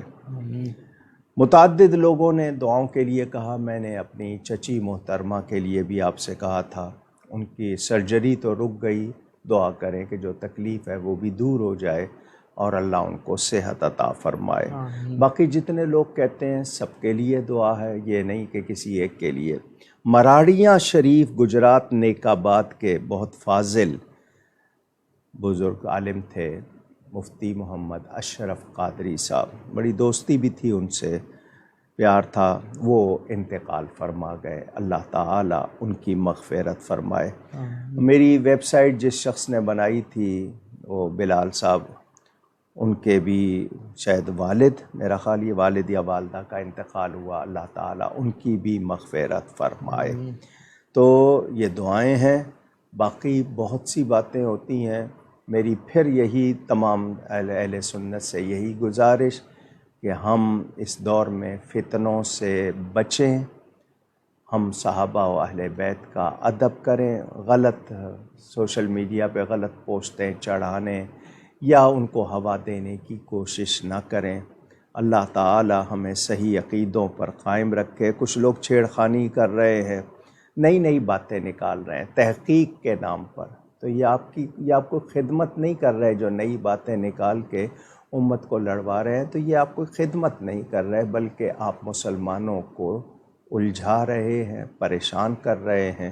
ہم کوشش کریں کہ صحابہ و اہل بیت کا ادب سکھائیں، ان کے بارے میں کوئی منفی بات ہمارے ایمان کا نقصان۔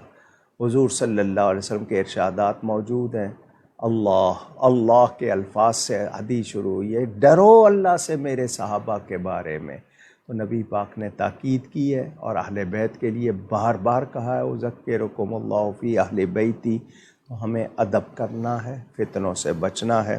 باقی پاکستان کی حکومت اور یہاں جو کچھ اسلام کے خلاف باتیں ہو رہی ہیں، اللہ تعالیٰ ان حکمرانوں کو ہدایت دے، اور اگر یہ غیروں کی خوشی کے لیے کسی خاص ایجنڈے پہ کام کر رہے ہیں تو اللہ ہمیں ان سے نجات عطا فرمائے۔ گفتگو میں مجھ سے کہیں کوئی غلطی کوتاہی ہوئی ہو، اللہ تعالیٰ اور اس کے رسول صلی اللہ علیہ وسلم کی بارگاہ میں توبہ کرتا ہوں۔ آپ سب کا بہت شکریہ۔ والسلام علیکم ورحمۃ اللہ وبرکاتہ۔